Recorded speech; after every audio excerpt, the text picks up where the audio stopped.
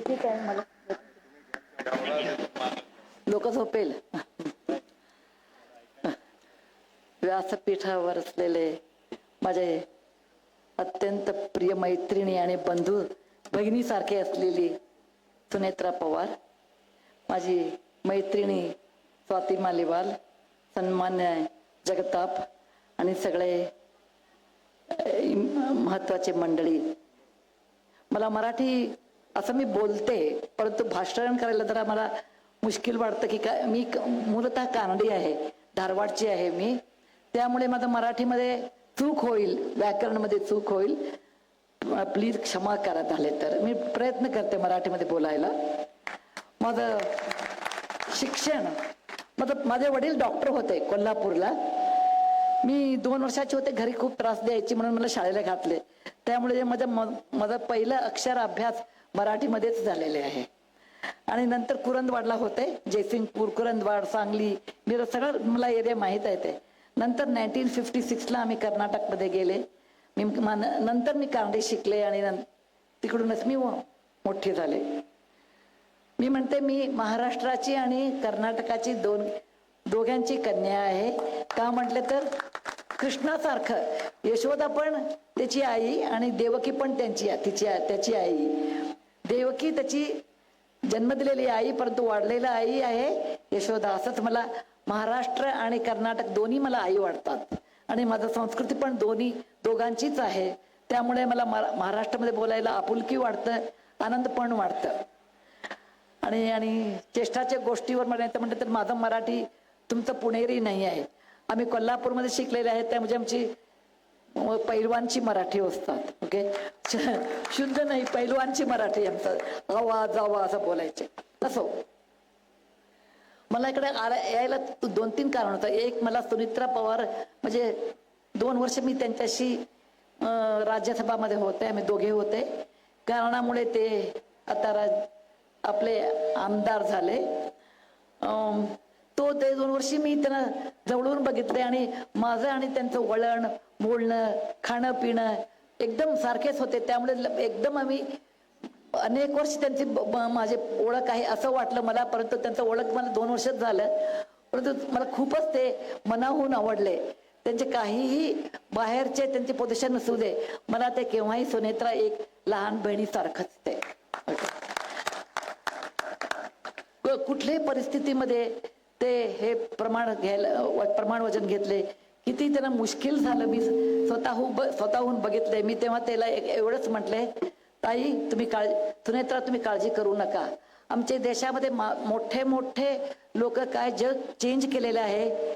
सगळ्यांना तुमच्यासारखंच त्रास झाले आहे. तुम्ही अहिल्याबाई होळकरना बघा, एकटीच राज्य चालवले, किती चेंज केले आमच्या भारतामध्ये, किती देवालय बांधले, किती लोकांना साथ दिले. अजून आम्हाला ते प्रातस्मरणीय आहे. अहिल्याबाई बघा, झांसी लक्ष्मीबाईला बघा. झांसी लक्ष्मीबाई कसं एकटी एक मुलगाला पाठीमागे घेऊन स्वतंत्र युद्धमध्ये केली. त्याचं पण तसंच मुश्किल होते. तुमचं पण जीवन तसंच आहे. तुमचं सगळं उरलेलं जीवन तुमचं महाराष्ट्रासाठीच आहे आणि हेच तुमचं जीवनाचं परमगुरी आहे. आणि ते तसंच करतात. त्यांना आता तुमच्यासारखे सगळे लोक प्रेम आणि ते पाठिंबा दिले तर ते पण आमचे महाराणी लक्ष्मीबाई झांसी पण होईल, अहिल्याबाई होळकर पण होईल. परंतु तुम्ही सगळे साथ द्यायला पाहिजे. त्यांचा स्वभाव एकदम मृदू आणि सुंदर मऊ आहे. त्यांच्या समोर मी बोलून मला काय असं फायद्यासाठी मी बोलत नाही, परंतु काय आहे ते सांगायला पाहिजे. तसले एक प्रमुख व्यक्ती तुमचे डेप्टी सीएम आहे, पहिला महिला डेप्टी सीएम आहे. मला त्याच्याबद्दल मला गर्व आहे की कठीण परिस्थितीमध्ये पण ते उभे राहून आणि एवढा मोठा ते भार उचललेले आहे. का म्हटले तर अजितदादा म्हटले तर देव माणूस सारखं मोठा माणूस, मोठा चप्पलचा साईज, आणि एकदम ते रिकामी झाले की ते त्यांच्या चप्पलामध्ये पाय ठेवून असं करतात.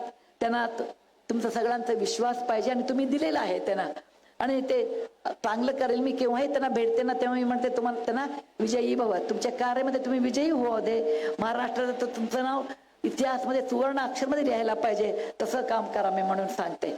ते खूप स्वभावून सिन्सिअर आहे, मऊ आहे आणि लोकांचे अनुकंप जास्ती आहे, गरिबांच्या बद्दल विचार करतात आणि केव्हाही माझे हे कामाहून लोकांना काय फायदे आहे म्हणून विचार करतात. त्यामुळे तुम्ही सगळे लकी आहे. तसले एक तुम्हाला नेता म्हटले तर हरकत नाही, तसले एक तुम्हाला डेप्टी सीएम मिळाले आहे. आता मुलींना आणि मुलांना मी 2-3 शब्द सांगते.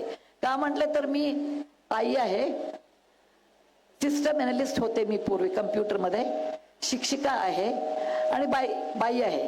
बाई जास्त बोलतात, आई जास्त बोलती, सिस्टम एनालिस्ट पण जास्त बोलतात आणि टीचर्स पण जास्त बोलतात. सगळी 4ही गुण माझ्यामध्ये आहे, त्यामुळे मी सगळ्यांच्या पेक्षा 4 पट जास्ती बोलते. मुलांनो, तुम्हाला एक सांगायला मी विसरत नाही, मातृभाषावर प्रेम. कितीही तुम्ही बाहेरचं भाषा तुम्ही शिका, मातृभाषावर प्रेम नका खाली घालायचं नाही. आता बघा, माझं मातृभाषा कानडी आहे आणि मी काही असू दे, माझं पहिलं उद्गार केव्हाही कानडीमध्येच येतं. मातृभाषेमध्ये तुम्ही शिकतात ना, तर एकदम तुमच्या मनावर परिणाम होतो, लवकर शिकता तुम्ही आणि तुमच्या मातृभाषेवर तुम्हाला गर्व असायला पाहिजे. अरे असू दे, बाजूचे घरी ऑंटी छान असू दे, सुंदर असू दे, श्रीमंत असू दे, आमची आई आमचीच आई ना. त्यामुळे तुम्ही केव्हाही तुमची मातृभाषा मराठीला विसरायचं नाही. महाराष्ट्र एक विशेष राज्य आहे. तिकडे हिंदवी साम्राज्य होतं, आमचे छत्रपती शिवाजींचा, पेशवांचा दरबार होता. तुम्ही महाराष्ट्राचे इतिहास वाचले तर तुम्हाला गर्व वाटतं.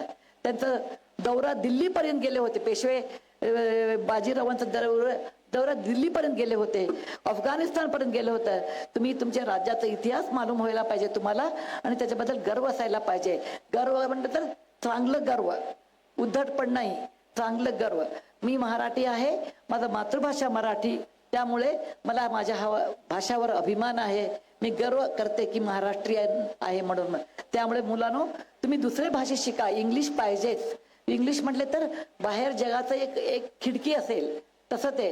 कुठेतरी काम करायला तुम्हाला इंग्लिश पाहिजेच. बिना इंग्लिश तुम्ही कुठल्याही राज्याला जायला होत नाही.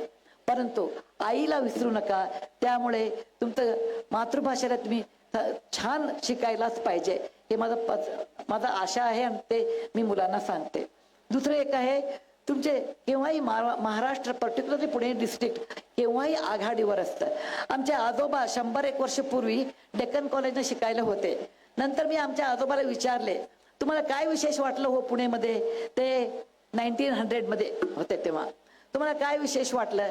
ते म्हटले मला, तेव्हा मी म्हटलं तर 1900 मध्ये बायका सायकलवर 9 वारी साडी नेसून लकडीपूरवर जायचं. आता लकडीपूरला काहीतरी वेगळं नाव देतात तुम्हाला, मला आठवण नाही आता.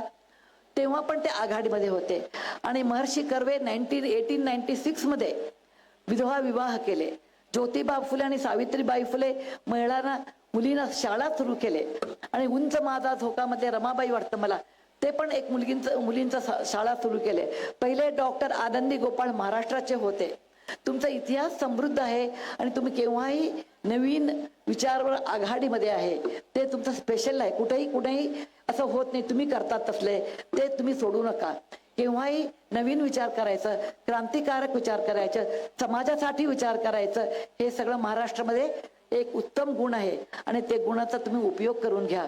असंही नवीन तुम्ही शाखा सुरू करा, नवीन तुम्ही विज्ञान शिका. मला खूप आनंद वाटला तुम्ही इकडे बघितले प्रोग्राम, ते हवाई जहाजाचं पायलट प्रोग्राम. मी सगळ्या मुलींना विनंती करते, मुलांना त्यांचे आई वडील काळजी करतात, मी मुलींनाच जास्त करते. मुलींना विनंती करते, त्याचे सदुपयोग तुम्ही घ्या आणि ते कोर्स घ्या. तुम्हाला सगळ्यांना मला बघायचं आहे आकाशमध्ये लेडी पायलट्स असं व्हायला पाहिजे. आणि इथे पॉसिबल आहे. ते मुश्किल कोर्स नाही, परंतु खूप खर्चाचं आहे. ते तुमचे सरकार इकडे देत असले तर, तुमचे मॅडम देत असले तर तुम्ही त्याचे सदुपयोग करून तुम्ही सगळे पायलट ते शिक्षण घ्यायला प्रयत्न करा. दुसरं एक आहे की तुमचे बरेच प्रोग्राम न्यूजला आणि खूप सुंदर आहेत.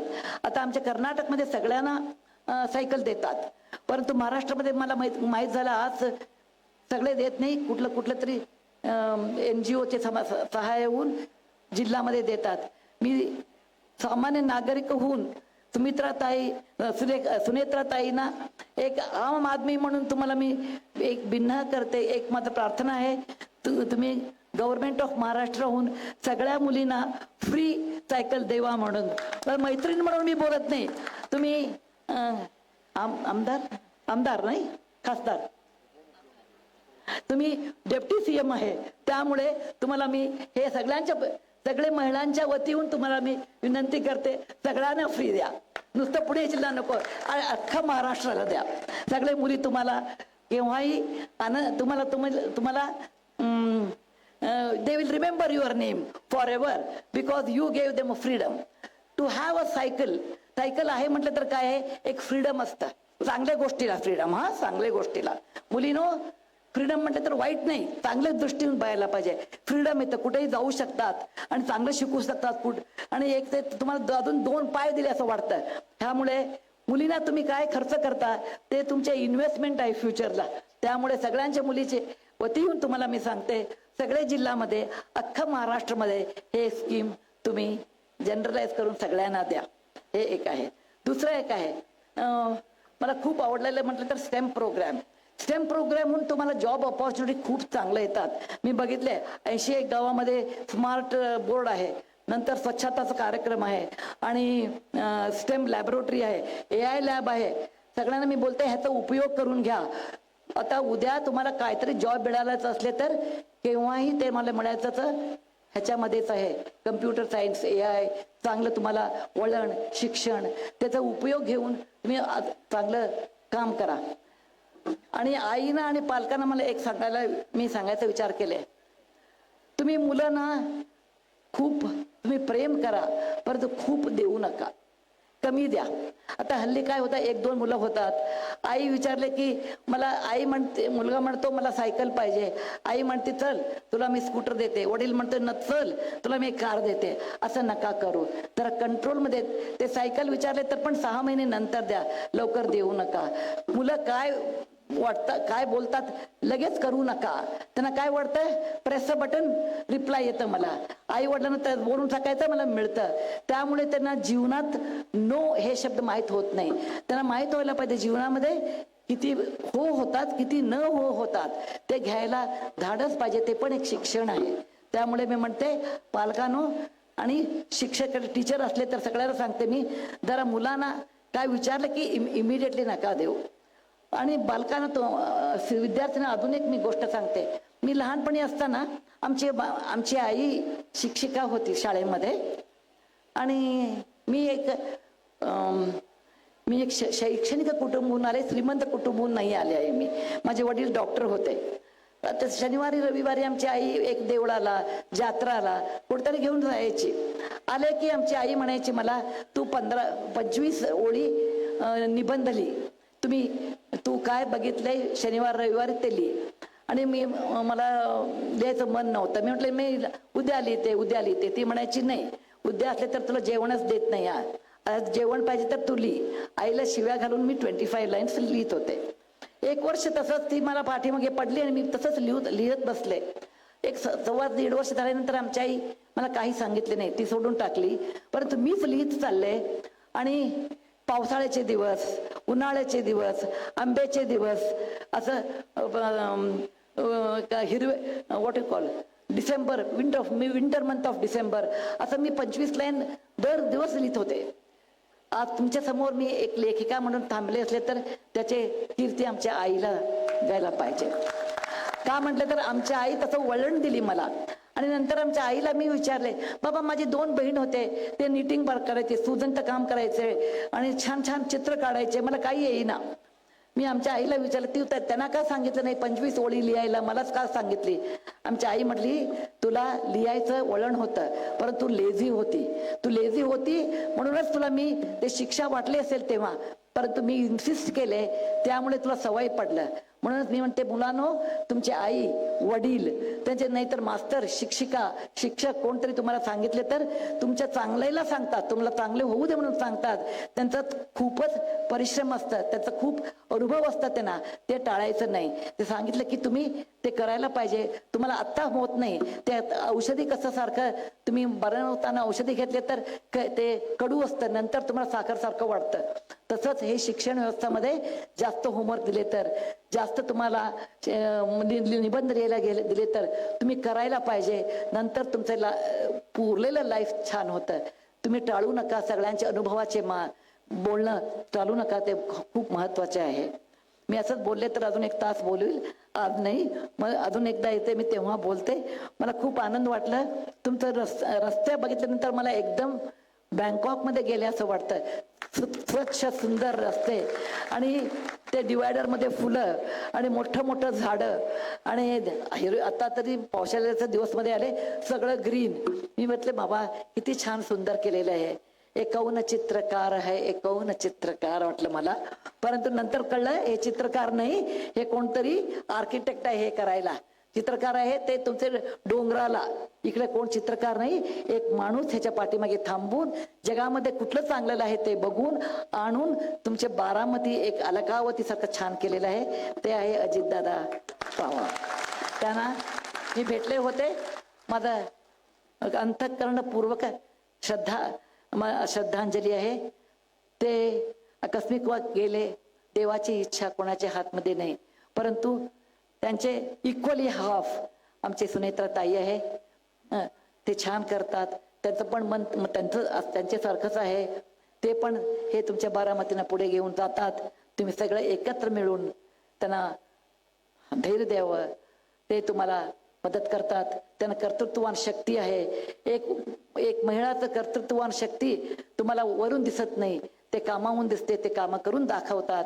आणि मला इकडे बोलून 4 शब्द बोलायला अवकाश दिले त्याच्याबद्दल धन्यवाद. आणि मला मराठीमध्ये काहीतरी चूक असले तर हे माझे मास्तरांचं नाही. आम्ही कोल्हापूरचे लोक, आम्ही जास्त कमी बोलतो असं. ओके, त्यामुळे जरा क्षमा करा. जय हिंद, जय महाराष्ट्र.